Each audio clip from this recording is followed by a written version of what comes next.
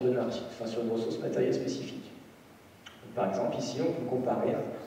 Donc, enfin, on peut voir qu'en enlevant le traitement du processeur logiciel, on va pouvoir alléger justement la puissance de calcul à mettre en œuvre par le processeur logiciel. Donc, ces informations sont intéressantes pour pouvoir permettre aux concepteurs de pouvoir comparer différents résultats obtenus avec différentes architectures.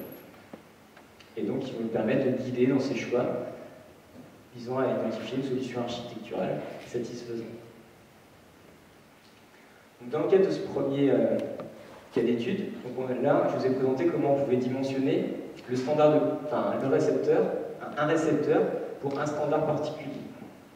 Donc, dans le deuxième cas d'étude, je vais vous présenter comment on peut dimensionner cette fois-ci un système supportant plusieurs standards de communication. Comme je vous ai présenté dans la première partie, ces systèmes vont devoir supporter un ensemble de standards de communication d'une part. Et d'autre part, la nouveauté qui a été précisée, c'est que ces systèmes vont être capables de pouvoir adapter en cours de fonctionnement, d'activer ou de désactiver en cours de fonctionnement les différentes interfaces de communication. Donc pour pouvoir dimensionner une architecture d'un système supportant plusieurs standards de communication, il va être nécessaire de pouvoir prendre en compte le comportement adaptatif du système global. Donc pour cela, la démarche qu'on a suivie pour dimensionner le système est la suivante. Donc on a proposé une première description exécutable d'un système représentant les caractéristiques des futurs systèmes de communication, qui permettant de représenter la gestion dynamique des interfaces de communication d'une part. Donc pour pouvoir évaluer la gestion dynamique d'une interface, on a proposé un modèle qui permet de représenter les entités qui interagissent avec lui, et ces entités devant être pour pouvoir représenter le comportement de ces entités, il est important de pouvoir représenter ces entités de manière à pouvoir tester les différents scénarios de fonctionnement du système. Ensuite, donc, ce type de modèle peut permettre ensuite d'observer justement l'évolution de l'activation des interfaces de communication selon les différents scénarios de fonctionnement envisageables. Ensuite, l'étape suivante consistait à utiliser cette description exécutable représentant les instants significatifs d'activation et de désactivation des interfaces de communication pour pouvoir intégrer l'analyse des propriétés non fonctionnelles qui permettrait d'analyser les différentes possibilités d'implantation de ces standards de communication. Donc le cas d'étude qu'on a considéré est le suivant. Donc il est censé être représentatif des caractéristiques des futurs systèmes de communication. Donc il supporte ici deux standards de communication, l'un permettant de se connecter à un réseau 3G, l'autre permettant de se connecter à un réseau local Wi-Fi. Ce système supporte plusieurs applications, trois en l'occurrence, donc un service de communication locale, un service de navigation Internet et un service de visualisation de vidéos en flux continu. Donc le système en plus est doté d'une nouvelle partie de gestion dynamique de l'activation des interfaces de communication. Donc cette fonctionnalité-là va récupérer un certain nombre d'informations sur la qualité de service qui est associée aux applications en cours de fonctionnement en fonction des conditions de transmission qui sont définies pour acheminer ces données. À partir de cette information, le système va être capable d'analyser en fait, si la qualité de service proposée à l'utilisateur est satisfaisante vis-à-vis des exigences qu'elle demande. Si ce n'est pas le cas, le système va avoir des capacités de pouvoir observer dans son environnement quels sont les réseaux de communication qui sont disponibles, quelles sont les conditions de transmission qu'il propose, et s'il identifie qu'un nouveau standard de communication est plus à même de répondre aux exigences de qualité de service d'une application, il va pouvoir basculer une application d'un standard de communication à un autre. Donc pour pouvoir analyser le comportement, la gestion adaptative de cette interface de communication, nous avons représenté un modèle de l'utilisateur qui permet de tester différents scénarios de fonctionnement de l'utilisation du système. Nous avons représenté un modèle qui permet de représenter les deux réseaux de communication qui sont l'UMTS et le réseau local pour pouvoir tester différentes conditions de transmission au niveau de l'interface radio. Et donc ce modèle permet de pouvoir analyser le comportement adaptatif d'un système. Vis-à-vis de l'outil qu'on utilise, donc on a capturé ce modèle-là, donc cet outil propose un certain moyen de pouvoir visualiser les résultats. Donc ici, sur cette figure, est représentée les différentes fonctions que nous avons modélisées, ainsi que les interactions entre fonctions. Sur la partie haute et sur cette partie-là sont représentés sous la forme d'un fichier scénario qui permet de paramétrer notre modèle le comportement que l'on souhaite évaluer. En l'occurrence, ici, on souhaite que l'utilisateur démarre successivement les 3 services qui sont proposés par le système. Donc, le démarrage d'un service est représenté ici par des flèches qui sont ici. Au départ, donc ici sont représentées les conditions d'évolution des transmissions pour les 2 réseaux d'accès radio. Dans le premier cas, au début, les 3 applications vont être proposées via le réseau UMTS.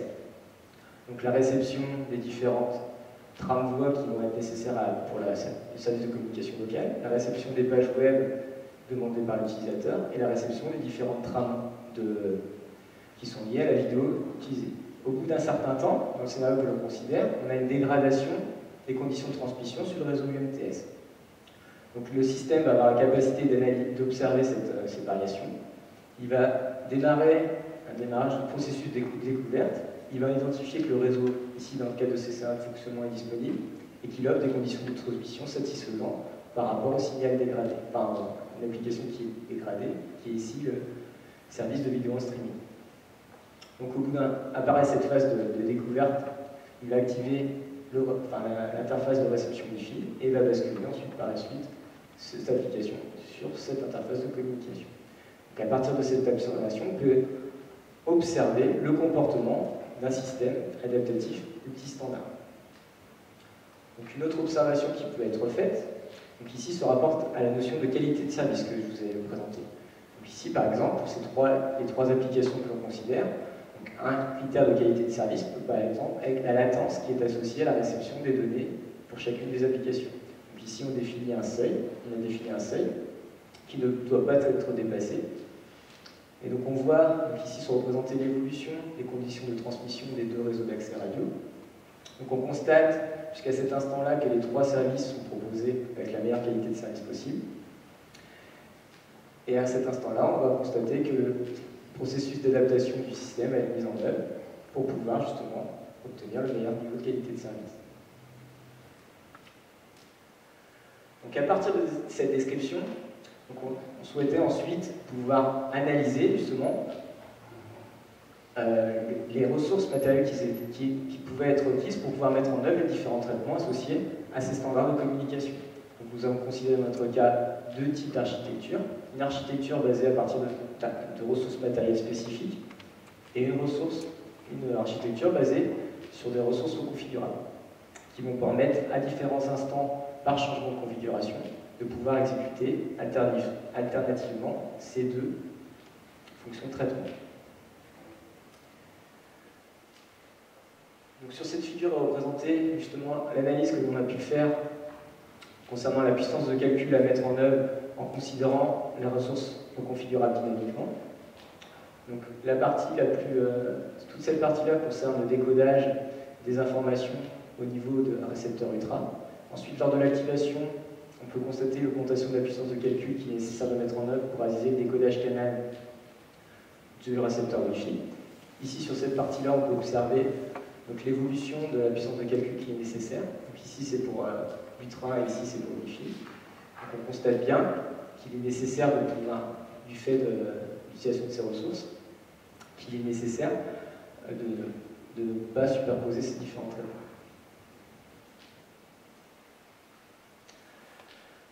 Donc maintenant, je vais vous présenter un petit bilan des différentes contributions qui ont été apportées dans le cadre de ces travaux et les différentes perspectives qui ont été envisagées. Donc les bilans des propositions qui ont été faites. Donc, nous avons proposé dans le cadre de ces travaux une technique qui permet d'abstraire au sein de modèles de niveau transactionnel les propriétés non fonctionnelles d'une architecture. À partir de cette technique d'abstraction, on a pu réduire de manière significative les temps de simulation qui étaient nécessaires à ces modèles. Et donc, une accélération des temps de simulation de ces modèles. Donc tout ceci est dans l'objectif de pouvoir proposer une évaluation rapide et efficace des ressources de calcul, de communication et de mémorisation requises. Ensuite, ça a été présenté dans mon document de thèse, ça n'a pas été vraiment présenté dans cette présentation. Les techniques de modélisation transactionnelle ont été proposées aussi pour permettre la représentation de systèmes adaptatifs multiservices. Donc les techniques qui ont été proposées permettaient, en l'occurrence, par exemple, de pouvoir analyser le comportement d'un tel système en fonction de différents scénarios de fonctionnement. Donc maintenant, si on fait un bilan sur l'intérêt des propositions qui ont été effectuées, donc différentes contributions ont été amenées pour faciliter le processus de création des modèles. Donc, nous avons proposé un modèle d'exécution générique, d'une part, qui permet d'analyser différentes catégories d'architecture par simple paramétrage. Nous avons proposé d'utiliser une table de transition pour paramétrer ce modèle-là. Ensuite, nous avons fait aussi des efforts importants sur l'amélioration des temps de simulation des modèles grâce à notre technique d'abstraction. Donc maintenant, du point de vue des perspectives qui vont suivre vis-à-vis de ces travaux. Donc dans le cadre de notre approche de modélisation qu'on a proposée, donc, différentes propriétés ont été considérées. Donc, la puissance de calcul à mettre en œuvre par exemple, la quantité de ressources de mémorisation qui a été certes utilisée. D'autres points pourraient être envisagés d'être considérés comme la consommation. En effet, lorsqu'on a une architecture, les traitements ou le stockage d'informations impliquent de la consommation au sein de ces systèmes. Ce critère étant important dans le calcul du fonctionnement de ces systèmes, il serait donc intéressant d'intégrer cette propriété au sein des modèles de notre architecture, enfin au sein de nos modèles. Ensuite, l'approche de modélisation que nous avons considérée permet de représenter les caractéristiques des ressources de calcul et de mémorisation. Il pourrait être aussi intéressant de pouvoir prendre en compte aussi l'impact, l'influence des deux codes de communication au sein de nos modèles. Ensuite, je vous ai présenté une technique qui permet de réduire les temps de simulation des modèles. Donc, cette abstraction se fait au niveau des échanges entre activités. Donc une autre possibilité, enfin une évolution pourrait être envisagée afin de s'abstraire cette fois-ci de la description structurelle des différentes activités du système. Enfin, nous avons proposé un modèle d'exécution générique qui est paramétrable à partir d'une table de transition. Donc ces paramétrages se fait de manière manuelle pour l'instant. Donc il pourrait être envisagé par la suite d'automatiser ce paramétrage du modèle d'exécution générique à partir d'un outil d'aide à la conception. Donc toutes ces évolutions doivent nous amener à voir vers une approche cohérente et optimisée qui pourrait s'appuyer sur un outil d'aide à la conception afin de maîtriser, comme vous avez pu le constater, la complexité croissante des conceptions des systèmes embarqués communicants. Donc, je vous remercie pour votre attention et je me tiens à votre disposition pour la séance de questions. Merci pour cette présentation très claire. Donc on passe effectivement à la deuxième phase de la soutenance. Et la tradition veut, et on va suivre la tradition de la parole au rapporteur, et on va avoir un rapporteur qui vient le plus loin. Donc le rapporteur vous poser, puis je passe la parole. Alors, je vous remercie d'avoir invité M. Joly par rapport à ce sujet particulièrement intéressant, sur lequel d'ailleurs j'ai fait des activités. Et bon, il adresse quand même c'est un challenge actuellement au niveau de la conception de la CAO du système numérique, et notamment deux aspects essentiels que je retiens dans la présentation, qui sont fondamentaux. C'est d'une part les problèmes de simulation, les systèmes complexes, et on parle même de mur de la simulation, on envisage que la simulation n'est plus possible. Bon, c'est ce qu'on essaie de combattre. Et le deuxième aspect, c'est la modélisation, c'est le fait de time to market, le fait de pouvoir dimensionner, construire un système relativement rapidement dans la dimension système. Voilà. Donc on est vraiment dans ce sujet-là, et c'est très intéressant. Voilà, sinon donc, pour la présentation, je serai des retenus de notre ami. Je vais rentrer directement dans les questions. Alors, il y en a certaines qui sont dans mon rapport de thèse, rapport. Donc, je vais repartir de ça. Je vais un petit peu réfléchir. Oui, j'ai modifié vos... Alors, une première question. Donc là, vous avez utilisé une méthode de modélisation, on va dire, avec un ciblage identique sur les systèmes de radiocommunication mobile. Je me suis posé la question si la technique de modélisation, est-ce que vous l'aviez spécialisée? Est-ce que vous avez utilisé des propriétés spécifiques des systèmes de radiocommunication dans la technique de modélisation elle-même? Ou est-ce que vous êtes dans un cas quand même général de modélisation que vous avez ciblé sur les systèmes de radiocommunication sans essayer de le déléguer aux propriétés spécifiques des systèmes de radiocommunication? Sur ce point-là, c'est vrai qu'il y a plusieurs caractéristiques, plusieurs systèmes qui peuvent être considérés donc, dans le cas du dimensionnement. Chacun a ses spécificités. Dans le cas de cette thèse, comme vous avez bien pu constater, le cadre applicatif de cette thèse concernait les systèmes de radiocommunication. Donc, l'approche de modélisation qui a été proposée, justement, c'est basé sur les propriétés de ces systèmes. Donc, la réflexion a porté justement sur cette analyse, sur ces systèmes-là. Donc, l'approche de modélisation que l'on considère, elle peut être, je pense, élargie. C'est une possibilité, il n'y a pas eu d'évaluation qui est faite. Elle consiste en quoi, en fait? Elle consiste à pouvoir considérer, en fait, vis-à-vis d'une application donnée, qui ne serait pas spécifiquement une application radio-mobile. Elle consiste à prendre en compte les instants significatifs d'évolution, d'entrée de signal et de sortie, et de pouvoir, à partir d'une technique d'abstraction, prendre en compte au sein de ce modèle les propriétés de l'architecture donnée.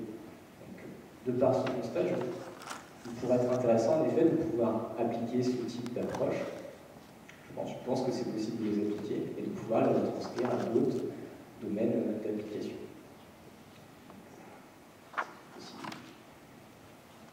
Dans l'aspect de modélisation, on parle aussi de modèle de calcul. Pour essayer de formaliser par rapport à ce qui existe dans la littérature, les mécanismes, en fait, la manière de modéliser, la sémantique de la modélisation.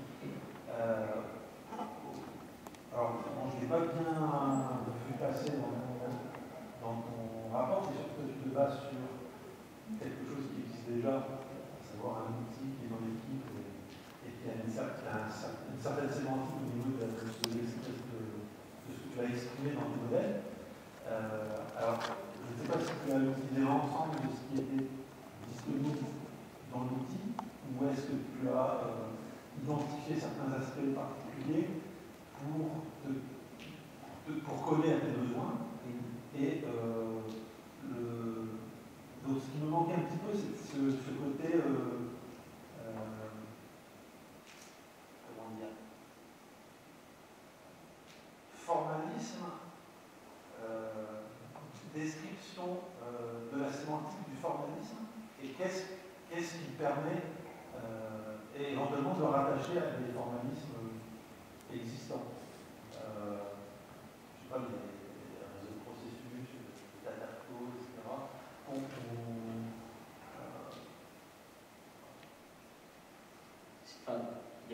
Je pense qu'il y a plusieurs points. Il y a l'aspect état de l'art, on va dire, un peu, qui aurait pu être fait sur les modèles de calcul que vous pointez par exemple. Je pense que ça a été un choix. Donc, c'est vrai que ma thèse avait quand même plusieurs dimensions. On va dire, il y avait un contexte applicatif, prise en compte, on va dire, des contraintes, traitement du signal, prendre en compte ces aspects-là. On avait un aspect modèle, quels sont les différents types de modèles, on avait un aspect approche, donc il y avait beaucoup de dimensions à aborder. Donc, dans le cadre de la construction du document, vis-à-vis de ce que l'on souhaitait mettre à l'intérieur, considéré comme strictement nécessaire, on va dire, et suffisant à la compréhension, on n'a pas voulu surcharger de ces informations-là. Par rapport à moi, ce que j'ai étudié, j'ai pas cherché à comprendre quels sont les différents types de modèles qui pourraient être utilisés. Au sein de l'outil, il y a des travaux qui ont été menés dans toutes ces années par M. Jean-Claude Cavès, ici, qui ont abouti à la proposition de modèles qui peuvent justement être adaptés à ce type d'approche. Donc on n'a pas, il n'y a pas eu d'état de l'art spécifique qui a été fait sur cet aspect-là. Ensuite, il y a un deuxième point que vous avez pointé, c'est l'aspect outil. Donc, ce qu'il faut savoir, c'est que l'objectif de de notre travail consistait à proposer une approche avec des étapes, des modèles, des techniques pour pouvoir justement fonctionner des systèmes. Donc nous, le langage de description qu'on utilise ici, c'est système C pour représenter.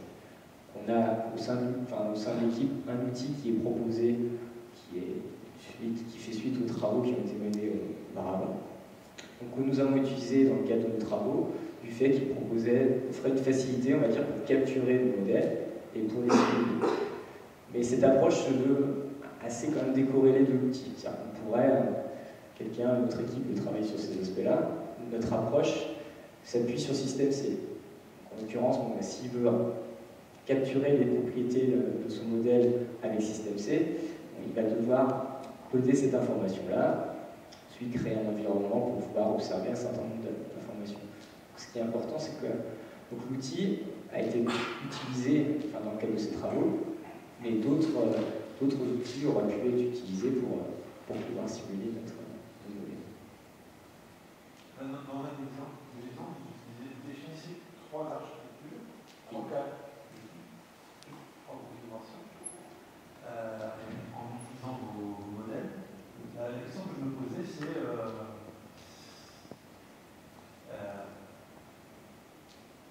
si je voulais en définir d'autres, parce que les partitionnements, finalement, il y a les deux extrêmes, et puis un au milieu, mais dans un système éventuellement plus complexe, on pourrait avoir une multitude de cas et potentiellement à étudier et à parcourir et à explorer. Et donc la question, la suite, c'est est-ce que derrière ça, il y a un aspect générique qui permet d'automatiser l'exploration de différentes situations et non pas de les définir à la main? Justement, c'est l'intérêt, on va dire, de notre approche. C'est-à-dire que vous expliquez qu'on a proposé un modèle d'exécution qui se veut générique, qui va être paramétré. Paramétrage à partir d'une table de transition qui est définie, on va dire, où on va exprimer, en fait, si on prend l'exemple ici, donc on va exprimer, en fait, les différents instants significatifs d'évolution de certaines propriétés que l'on veut observer. Donc, l'intérêt, c'est que ces instants significatifs d'évolution, ils sont calculés grâce à notre technique de calcul en fonction justement des propriétés d'une architecture considérée. En fait, l'intérêt justement de ces modèles-là, c'est de ne pas être lié à un type d'architecture donnée. Donc, pour pouvoir paramétrer, il s'agit de pouvoir prendre en compte quelles sont les propriétés temporelles qui sont induites compte tenu de l'architecture considérée. Par exemple, si, je n'ai pas eu le temps de détailler vraiment ici comment se faisait la répartition des contraintes de temps. Si on prend l'exemple du récepteur Intel, donc ici sur une architecture matérielle, avec des ressources matérielles spécifiques, donc ici on a une contrainte où il y a un symbole OFDM qui arrive avec une certaine période, qui est de 428 nanosecondes.